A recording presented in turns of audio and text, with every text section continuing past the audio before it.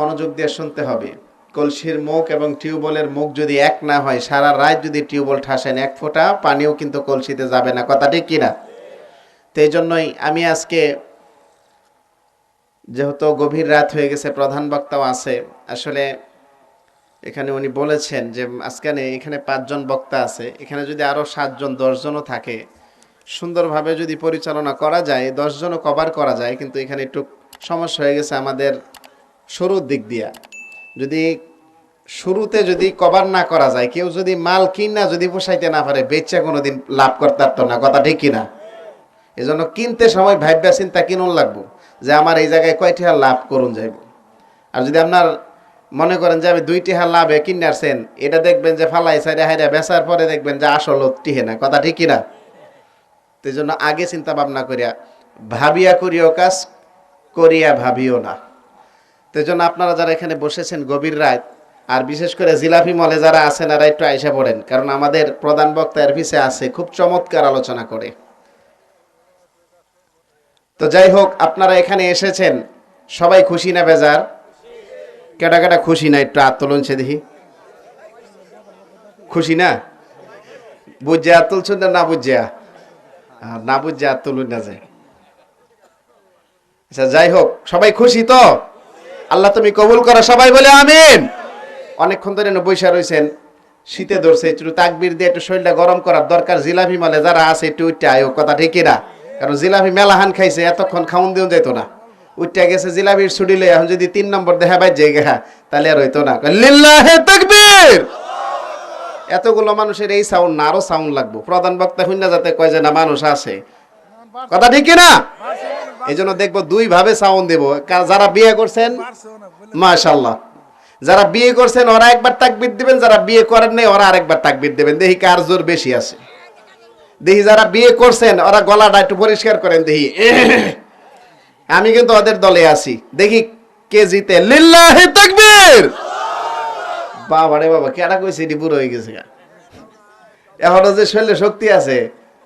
এখন দেখি যারা বিয়ে করছেন না ওরা একবার তাকবীর দিয়ে দেখি কিরকম শরীরে শক্তি আছে। লিল্লাহি তাকবীর। মাশাআল্লাহ, 2 দলই দেখা যায় সেটা। ফলাফল দিমু আজে শেষে। এখন যদি দেখালি কোনিতে গুতাইবো, দেখছস বেটা। এজন্যই আপনারা এখানে এসেছেন জান্নাতের বাগানে। এজন্য সকলে খুশি না বেজার? মাশাআল্লাহ, কারণ জান্নাতে সবাই আসতে পারে না। জান্নাতে আসতে পারে তারাই যাদেরকে আল্লাহ পাক মহব্বত করে। কথা ঠিক কিনা? আমার বন্ধুগণ, আল্লাহ রাব্বুল আলামিন আপনাদেরকে এই জান্নাতের বাগানে বসার জন্য ভাগ্য দিয়েছে। কারণ সিগারেট খাওয়ায়া বিদায় করে দেন, 1 কাপ চা, একটা পান খাওয়ায়া।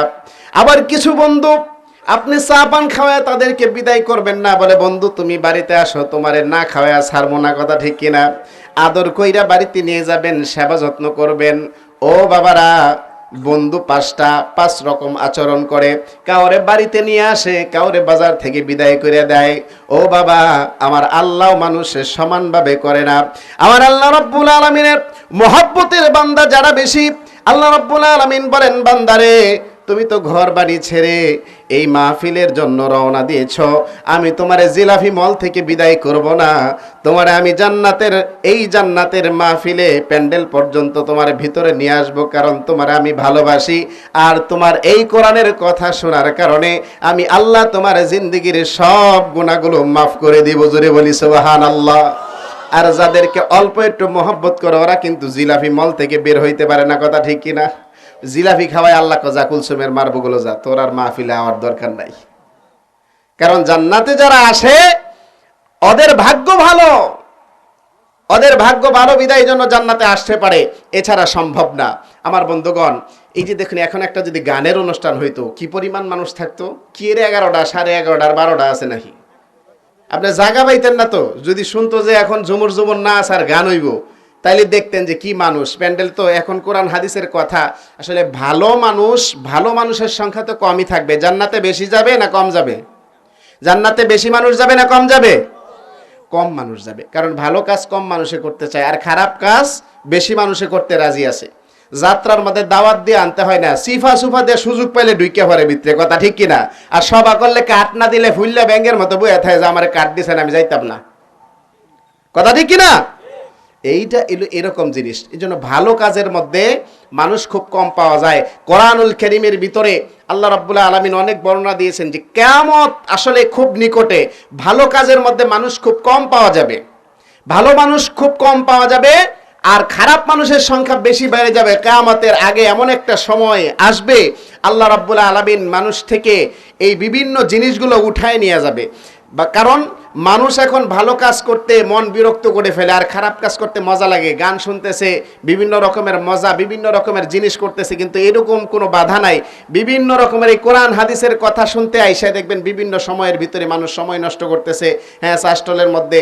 তারপরে ওয়াজ করার পরেও দেখবেন সকালবেলা এক পার্টি বেরোবে, আবার চাষটলে বইবে সমালোচনা করবে এই সবার কথা, ঠিক কিনা? এই সবাই এবার ভালো হয়েছে না, এই সবাই এটা হয়েছে না, টেহা এরম উঠছে, বিভিন্ন সমালোচনা। আমার বন্ধুগণ, এগুলো বাদ দিতে হবে। কিয়ামতের আগে এইরকম বিভিন্ন সমস্যা দাঁড়াবে, কিন্তু এই সমস্যা এগুলো আমাদের দেখা যাবে না। আমরা সব কিছু বাদ দিয়া আমরা এক হইয়া আল্লাহ তাআলার পথে চলতে রাজি আছে না নাই? একমাত্র আমরা দিনের জন্য যদি আমরা এক হয়ে যাই, এই সব কিছু নিন্দুকে কি বললো না বললো এগুলো দেখার দরকার নাই। আমরা সব কিছু বাদ দিয়ে আল্লাহ তাআলার পথে যদি আমরা চলি, তাহলে আমরা এই ইহদিনাস সিরাতাল মুস্তাকিমের পথে চলতে পারবো, শয়তান থেকে আমরা বিরত পাবো। আর যদি আমরা হ্যাঁ যেভাবে মন চাই সেভাবে যদি চলতে থাকি, তাহলে কিন্তু আমাদের বাঁচার কোনো উপায় নেই। আমরা শেষ পর্যন্ত আমরা ক্ষতিগ্রস্ত হয়ে যাব। কিয়ামত খুব নিকটে, এই জন্যই মানুষ খারাপ কাজ করতে মজা লাগে, ভালো কাজ করতে বেশি মজা লাগে না। এজন্য আমাদের দিনের পথে থাকতে হবে, দিন কায়েমের পথে আমাদের থাকতে হবে। যেখানে অন্যায় দেখবেন সেখানে প্রতিবাদ করতে হবে। আমার সামনে যদি অন্যায় হয়, আপনি যদি প্রতিবাদ না করেন, তাহলে আল্লাহ তাআলা বলেছেন ইয়ামুরুনা বিল মা'রুফি ওয়া ইয়ানহাউনা আনিল মুনকার। তুমি সৎ কাজের আদেশ করো, অসৎ কাজের নিষেধ করো। এখন আপনার সামনে অসৎ কাজ হইতেছে, আপনি যদি ভয় পান, তাহলে আল্লাহ তাআলার হুকুম অমান্য করলেন। এর জন্য কিন্তু আপনাকেও আল্লাহ তাআলা কিয়ামতের ময়দানে আপনাকে আল্লাহ তাআলা কি করবে? জবাবদিহি করবে। এই জন্য আল্লাহ তাআলার কাছে জবাবদিহি যেহেতু না করতে হয়, সব কিছুর ভিতরে আপনাদের কি করতে হবে? বুকে সাহস নিয়ে ইসলামের জন্য আপনাদের ঝাঁপায়ে পড়তে হবে, কথা ঠিক কিনা? এজন্যই কবি বলেন, বিপ্লব মানে জীবন দেয়া বসে থাকা নয়, সে কোনো দিন আসবে না রে করো যদি ভয়। বিপ্লব মানে জীবন দেয়া বসে থাকা নয়, সে কোনো দিন আসবে না রে করো যদি ভয়। কথা ঠিক কিনা? লড়াইয়ের ওই ময়দানেতে যেতে তোমাকে হবে, প্রয়োজনে সব রক্তটুকু জমিনেই ঢেলে দেবে। তবুও তোমায় লড়তেই হবে, মানবে না পরাজয়। তবুও তোমায় লড়তেই হবে, মানবে না পরাজয়। সে কোনো দিন আসবে না রে করো যদি ভয়। বিপ্লব মানে জীবন দেয়া বসে থাকা নয়, সে কোনো দিন আসবে না রে করো যদি ভয়। সবাই বলি মারহাবা। কারণ বিপ্লব ঘটাতে হবে। আপনার সামনে যদি অন্যায় হয়, আপনার প্রতিবাদ করতে হবে। সত্যটা যদি না বলেন, তাহলে আল্লাহ তাআলা আপনার মুখ দিয়েছেন, এই মুখটা কেন দিলেন? এটা আল্লাহ পাক দিয়েছেন আপনাদেরকে কাজে লাগানোর জন্য। আল্লাহ তাআলা আমাদেরকে কত সুন্দর করে সৃষ্টি করেছেন। এই অঙ্গ প্রত্যঙ্গের কাজ যদি আমরা না করি, এই হাত দিয়েছে আপনি অন্যায়ের প্রতিবাদ করার জন্য, এই হাত যদি কাজে না লাগান তাহলে লাভ নাই। মুখ দিয়েছে, আপনি যদি চুপ করে থাকেন তাহলে তা লাভ হবে না। আল্লাহ তাআলা আমাদেরকে সুন্দরভাবে সৃষ্টি করেছে। সুন্দরভাবে যেহেতু সৃষ্টি করেছে, সবকিছু আল্লাহ তাআলার জন্য সবকিছু আমাদের ব্যবহার করার দরকার আছে না নাই? কত সুন্দর করে সৃষ্টি করছেন, এই চোখ দিয়েছেন, মুখ দিয়েছেন। হ্যাঁ, একটা মানুষকে আল্লাহ তাআলা কত সুন্দর করে সৃষ্টি করার পরে আল্লাহ তাআলা বলছেন, আমি কেন সৃষ্টি করলাম তোমাদেরকে? ইবাদতের জন্য সৃষ্টি করেছি। এখন মানুষ যদি মেন সাবজেক্ট বাদ দিয়া অপশনাল সাবজেক্ট নিয়ে যদি দৌড়াদৌড়ি করে, তাহলে কোনো ছাত্র মেন সাবজেক্ট বাদ দিয়ে অপশনাল নিয়ে দৌড়াদৌড়ি করলে পরীক্ষা পাস করবে না ফেল করবে? কথা ঠিক কিনা? অপশনাল নিয়ে দৌড়াদৌড়ি করলে লাভ নাই। মেন সাবজেক্ট আপনাকে আমাকে কেন সৃষ্টি করছে? আল্লাহ তাআলা বলেন, ওমা খালাকতুল জিন্না ওয়াল ইনসা ইল্লা লিয়াবুদুন। ইবাদতের জন্য আপনাকে আমাকে 50 থেকে 60 বছর 70 বছর হায়াত দেয়, কিন্তু এই হায়াতের মধ্যে দেখা যায় আমরা এই 60 বছর হায়াতের মধ্যে আল্লাহর জন্য আমরা কয় বছর দিয়েছি? আমরা নিজের কাজের জন্য ব্যস্ত আছি। বিশ্বাস করেন, মানুষের পেট কোনোদিন ভরবে না। মানুষ মনে করে আমি এখনো আমি নিজের পায়ে দাঁড়াই নাই, আমার টাকা পয়সা আরো দরকার, ব্যাংক ব্যালেন্স করে নেই, এরপরে আমি দাড়ি রাখবো মুখের মধ্যে, এরপরে আমি নামাজ ধরবো। আপনি কবে মরে যাবেন এটার কোনো শিউর আছে নাকি? একটা টাকা ব্যাংকে নিয়ে যেতে পারবেন? মানুষের পেট কোনোদিন ভরে না। যদি কেউ মেম্বার হয়, সে চিন্তা করে যে আমি যদি এবার মেম্বার হইতে পারি, আর কোনোদিন আমার আর কিছু আশা নাই। মানুষের কাছে একটা করে ভোট চাই, আমার একটা ভোট দাও, আমি মেম্বার হইলে আমার কোনো আর আশা নাই। তখন তারা যদি মেম্বার বানায় দেওয়া হয়, তখন সে চিন্তা করে না এই মেম্বারই করে কিছু হইব না, যদি চেয়ারম্যান হইতে পারতাম। কথা ঠিক কিনা? চেয়ারম্যান যদি হইতে পারতাম তাহলে আমার সব আশা মিটা যাইতো। চেয়ারম্যানও যদি তারে বানায় দেওয়া হয়, তখন চেয়ারম্যান হওয়ার পরেও কবে না এমপি না হইলে কাম হইতো না। যদি এমপি হইতে পারতাম, এমপিও যদি বানায় দেওয়া হয়, কবে প্রধানমন্ত্রী যদি হইতে পারতাম। মানুষের আশা তখনই মিটবে যখন সে কবরে চলে যাবে, কবরের মাটি যখন তার বুকে পড়বে, তার সব আশা ভরসা শেষ হয়ে যাবে। কথা ঠিক কিনা? এই জন্যই মানুষের আশা মিটবে না কোনোদিন। মানুষের আশা তখনই মিটবে কবরের মাটি।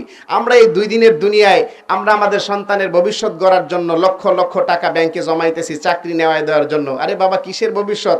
একটা সন্তানকে তুমি চাকরি নেওয়ায় দেবা, 20 থেকে 30 হাজার টাকা বেতন পাবে, এরপরে মরার পরে এই চাকরির টাকা কি কবরে যাবে? ওই ক্ষমতাও কি থাকবে? আমার বাবারা, সন্তানের ভবিষ্যৎ, ওই সন্তানের ভবিষ্যৎ তো সেটাই। আপনার সন্তানকে যদি, যে মাদ্রাসা হয়েছে, আজকে মাদ্রাসার উদ্যোগে মাহফিল হয়েছে, একটা সন্তানকে যদি আপনি কোরআনুল কারীমের হাফেজ বানাতে পারেন, একটা সন্তানকে যদি আলেম বানাতে পারেন, আপনি অন্তত মরার পরে অন্য একটা মসজিদের ইমাম সাহেবকে খবর দিয়ে আপনার জানাজাটা পড়ানো লাগবে না। কথা ঠিক কিনা? গোসলটা আপনার সন্তান নিজেই দিতে পারবে। সব কার্যক্রম আপনার সন্তান যদি দেয়, আপনি মরার পরেও শান্তি পাবেন। শুধু তাই না, আপনার এই সন্তানের ক্ষমতা এই দুনিয়ার জমিনে শেষ হয়ে যাবে না, মরার পরেও শেষ হয়ে যাবে না। আপনার সন্তান যখন কবরে চলে যাবে, আল্লাহর কাছে এই সন্তান, হাফেজ সন্তান, আলেম সন্তানের দাম আছে না নাই? মরার পরে হাসরের ময়দানে সুপারিশ করতে পারবে কি পারবে না? তাহলে আমার বন্ধুগণ, 20 লাখ টাকা ঘুষ দিয়ে একটা চাকরি নেওয়ায় দিবেন, দুনিয়ার জমিনে এই চাকরির টাকা খেয়ে শেষ করে ফেলবে। বাবা যখন মরে যাবে, বাবার কবরে যায় কোনোদিন দোয়াটাও করতে পারবে না। কিন্তু একটা সন্তানকে যদি আপনি হাফেজ, কোরআনুল কারীমের হাফেজ বানায়া যান, আপনি কবরে চলে গেলেও আপনার সন্তান 5 ওয়াক্ত নামাজ পড়ার পরে, আপনার সন্তান প্রত্যেকটা নামাজের শেষে চোখের পানিগুলো ফেলে বলবে, রব্বির হামহুমা কামা রব্বায়ানি সগীরা। কথা ঠিক কিনা? আমার বন্ধুগণ, আর যদি ওই রকম সন্তান দুনিয়ার জমিনে রেখে যান, যাবে আর ইয়ারফোনের সাউন্ড আরো বাড়ায় দিবে। কথা ঠিক কিনা? এদিক দিয়ে বাবার কবরের মধ্যে আযাব কমবে না বাড়বে? আমার বন্ধুগণ, সন্তান যদি কোরআনুল কারীম তেলাওয়াত করে, বাবার কবরে আযাব বন্ধ হয়ে যায়। ছোট্ট একটি ঘটনা বলে শেষ করে দেব।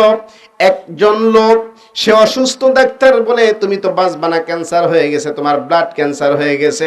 রক্তের সাথে যদি ক্যান্সার হয়ে যায়, সেই লোক বাঁচে না, যেটা স্বাভাবিক বিষয়। ডাক্তার বলে তুমি 1 থেকে 2 মাস বেশি বাঁচবা। ওই লোক টেনশনে পড়ে গেল, আহারে কি বলে, সত্যি সত্যি তো মারা যাব।